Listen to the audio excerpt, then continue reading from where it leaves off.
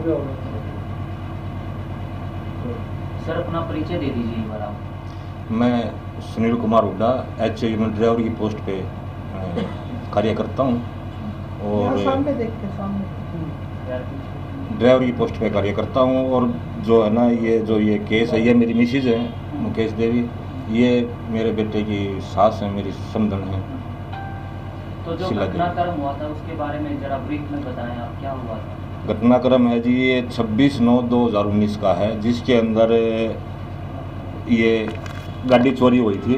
इस चोरी में ये कागज है जिसमें सुपरिटेंडेंट पुलिस ये अपना कंज्यूमर कोर्ट डिस्प्यूट रेजिडेंशियल ने इंचार्ज चौकी को लिखा है भाई ये गाड़ी नंबर है, ये यहाँ पे खड़ी है।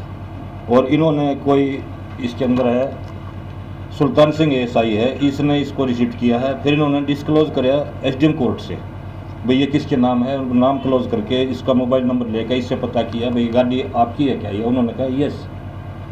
उन्होंने कहा गाड़ी यहाँ खड़ी है, बिला जी मैंने तो चोरी की रिपोर्ट दे रखी है।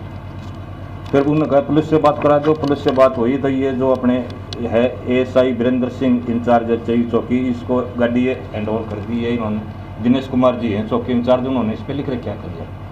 और ये घटना 26/9 की है डेटेड। और इसके बाद शाम को 9:30 बजे ये FIR लॉन्च की जाती है, दिन में ये आ लिया। फिर इसमें रात को मेरे बेटे को ये ले गए वहाँ से गिरफ्तार करके, मतलब गिरफ्तार के या पूछताछ के लिए ले गए थे, लेकिन मेंटली ये बना के आए थे भाई हम तो इसको केस बनना ही बनना है।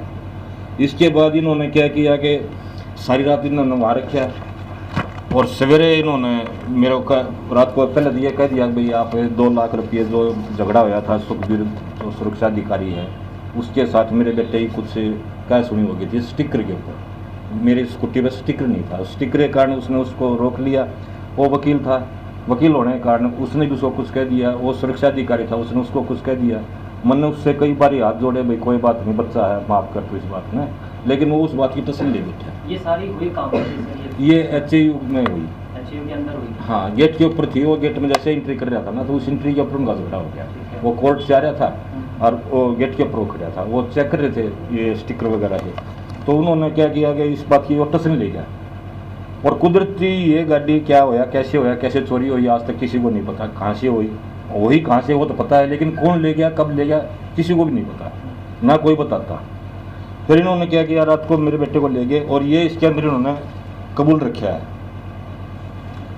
ये रहा दोपहर करीब 3 बजे गाड़ी चोरी हुई है और हमने 5 घंटे में गाड़ी और उसके चोर को गिरफ्तार कर लिया।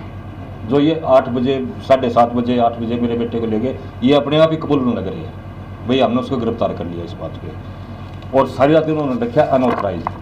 ये 26 तारीख की घटनाएं हैं। अब 27 तारीख को इन्होंने क्या किया कि अरेस्ट दिखाया 4 नंबर गेट से दिन के 12 बजे, जिसमें ये कहते हैं भाई हमने, जबकि इधर कर रहे हैं ये 26 तारीख को 5 घंटे में इन्होंने केस को सोल्व कर लिया। और फिर अगले दिन 27 तारीख को दिन के 12 बजे वहाँ से अरेस्ट कर रहे हैं। अरेस्ट करके इन्होंने कोर्ट में दे दिया। कोर्ट में जाके उसको 3 तारीख को बेल मिली। उसके बाद जब मैंने उनको पैसे नहीं दिए तो 20,000 रुपये जो मनीष को दिए थे अपने वीरेंद्र जियों को, उन्होंने कहा ये एक केस बन गया है 20,000 रुपये में, नहीं तो मैं आपको बेटे को कई केसों में फंसाना था। उसके बाद में उसने मेरे से 20,000 रुपये भी ले लिए और उसने मतलब उसको छोड़ा भी नहीं। फिर मैंने इसने क्या किया कि एक लेटर लिखा जी हमारा भाई हमारे को तड़ी पार कर दिया। मेरे बेटे को नशे का आदि बताया, अपराधी किस्म का बताया और कहा अभी यहाँ रहने से किसी भी प्रकार की कोई भी घटना घट सकती है। 302 का लगा दिया और मेरे पे भी विभागीय कार्रवाई की जाए। इसके ऊपर हमारे असिस्टेंट रजिस्ट्रार और रजिस्ट्रार साहब ने मेरे को पूरा डिफॉल्टिंग फैमिली घोषित कर दिया। मेरा एक 3 साल का पोता है, 84 साल का मेरा बाप है, मतलब सारे हम डिफॉल्टर घोषित कर दिए। अब इनको बाहर कर दिया जाए। और फिर मैंने इस लेटर के ऊपर RTI लगाई। इस RTI में पुलिस द्वारा ये दिया गया संज्ञान कि भाई मैंने पूछा था भाई इसकी जो आप कह रहे हो नशे का आदि है, इसका कोई आपके पास सबूत या मेडिकल या और कुछ। इन्होंने कह दिया इस संबंध में कोई अभिलेख प्रति उपलब्ध नहीं है। ये RTI है उसकी। तो क्या अभी आपकी रिहाइश HAU में क्वार्टर्स में ही है? अभी मैं HAU के क्वार्टर्स में रह रहा हूँ। उन्होंने क्या किया कि मेरे ऊपर 83,446 रुपये मेरे से बिना बताई मेरी पे से काट लिए गए, मेरे कोई नॉलेज में नहीं दिया।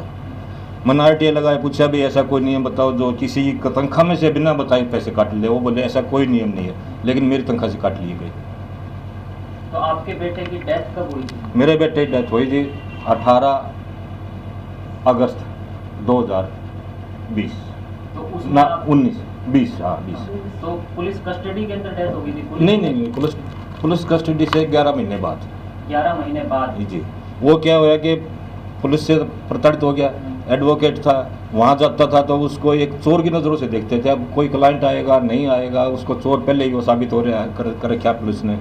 और फिर इन्होंने जो भी मेरे से पैसे कटने शुरू करे ना, 20,000 रुपये, भाई फाइनेंशियली भी, मेंटली भी, फिजिकली भी, सोशली भी, हर एक तरह से मतलब मार दिया गया। और वो इतने डिप्रेशन में आ गया, बहुत ज़्यादा डिप्रेशन में। और जब मैंने RTA लगा के अपने VC साहब को सारी ये प्रमाण दिए कि ये सब झूठा है, मेरे ऊपर जो एलिगेशन लगा रखा है, उसके ऊपर इन्होंने अपने VC साहब ने रजिस्ट्रार साहब को कह दिया भाई आप जो है इसके ऊपर संज्ञान लो और इसको कंसिडर करो, इसकी रिक्वेस्ट को।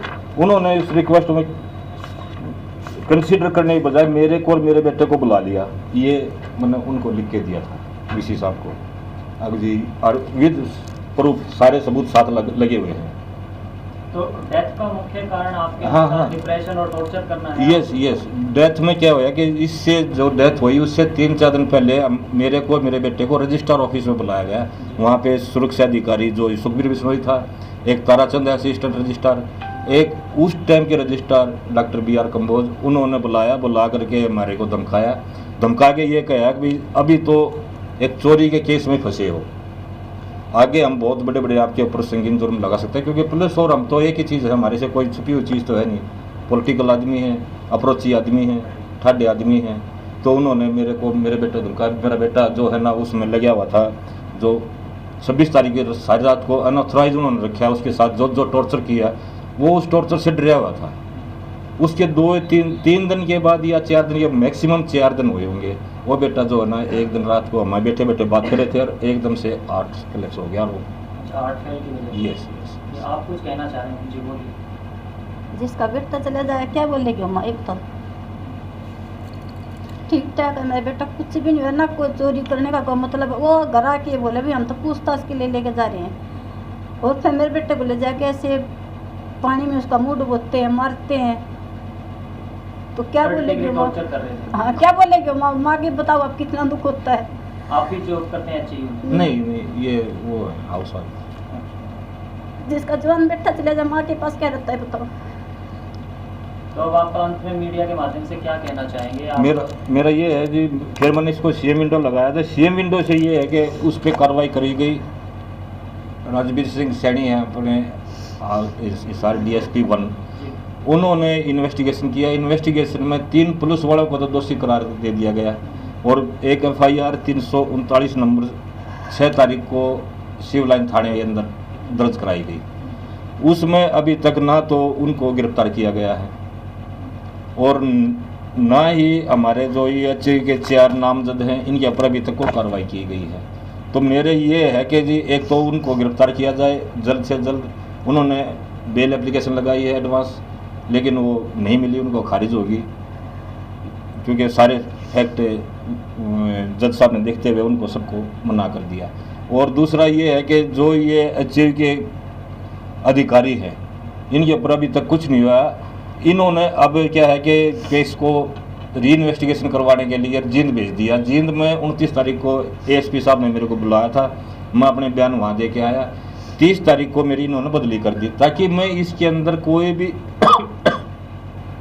अपना तथ्य ना रख सकूं और इससे दूर रहूं जितना हो सके। तो HAV के कौन-कौन से अधिकारियों पे आप आरोप लगा रहे हैं? एक तो सुरक्षा अधिकारी है, मेन जो आरोप है तो सुरक्षा अधिकारी सुखबीर। दूसरा है असिस्टेंट रजिस्ट्रार ताराचंद। तीसरा है उस टाइम के रजिस्ट्रार डॉक्टर BR कंबोज, जो अब फिलहाल कुलपति हैं। कुलपति जी। और चौथा है उस टाइम की HSC चेयरपर्सन डॉक्टर रीता दिया। इन्होंने मेरे साथ अन्याय किया है। और अब जब से बदली हुई है तब से जो ये अपने सुरक्षा अधिकारी सुखबीर जी है, इनके कुछ जासूस मेरे पीछे पल पल लगे हुए हैं और मेरा पूरा ध्यान रखते हैं मैं क्या करता हूँ क्या नहीं करता हूँ। वो मेरे प्रति एक भय का माहौल बनाए हुए हैं ताकि मैं डर जाऊँ और इस केस को वापस। पुलिस की सुरक्षा की भी मांग करते हैं? मैं अपनी जान माल की सुरक्षा ही वो करता हूँ, मैं पुलिस की वो कोई नहीं मांगता कि भी मेरे को कोई आप या दी जाए। हाँ जी। तो अंत में आप चैनल के माध्यम से क्या अपील करना चाहते हैं? मैं ये अपील करना चाहता हूँ जी, जो ये पुलिस वाले हैं इनको अरेस्ट किया जाए, इनको कार्रवाई की जाए। जो मेरे अधिकारी हैं एचयू के, इनके ऊपर भी कार्रवाई की जाए ताकि मेरे को न्याय मिले। और मैं सीएम साहब से और अपने गृह मंत्री से और हमारे गवर्नर साहब से, प्रधानमंत्री से, सबसे अपील करता हूँ भाई मेरे को न्याय दिलाया जाए। मेरा ये बेटा गया है और इन बंदों की वजह से गया है और अब भी मैं बहुत परेशान हूँ, डिप्रेशन में रहता हूँ। बार बार क्या है कि इधर से आप इनको देख लो, इधर से इनको देख लो, भाई इनका परिवार भी उजड़ गया है और मेरा तो उजड़ ही गया। अब मैं इनको संभालूंगा, अपने आप को संभालूँ, मैं भी बहुत डिप्रेशन में रहता हूँ। कहीं ऐसा ना होए कोई ऐसी बात हो जाए। तो क्या अब आप रिटायर हो चुके हैं? नहीं, मैं इन प्रेजेंट हूँ। अच्छा। प्रेजेंट हूँ तभी तो इन्होंने मेरी ट्रांसफ़र कर दी है। अब ट्रांसफ़र भी इसीलिए है कि भाई मैं इसमें ना इन्वॉल्वमेंट करूँ। भाई इन्वॉल्वमेंट तो मैं करूँगा, चाहे मेरे को मार दिया जाए, चाहे कुछ भी कर दिया जाए, लेकिन मेरे को डर है कि ये मेरे साथ कुछ न कुछ करेंगे। अपने बेटे का नाम और बता दें और कहाँ से बिलोंग करते हैं? पुराना गांव? मेरा गांव है जी सांगी, जिला रोहतक और एचयू में मैं 1995 से नौकरी करता हूँ। तो जिनकी डेथ हुई है उनका विकास हुड्डा एडवोकेट था और ये अपने सेशन डिस्ट्रिक्ट कोर्ट में अपना यहाँ प्रैक्टिस करते थे। हमारे बेटे को न्याय दिला जाए, बस यही गुहार है भाई। मैं अपने बेटे के लिए लड़ रहा हूँ भाई। मेरे बेटे को न्याय चाहिए। भाई जो चोर का धब्बा लेके गया है भाई, वो धब्बा कैंसिल किया। ये गुहार है।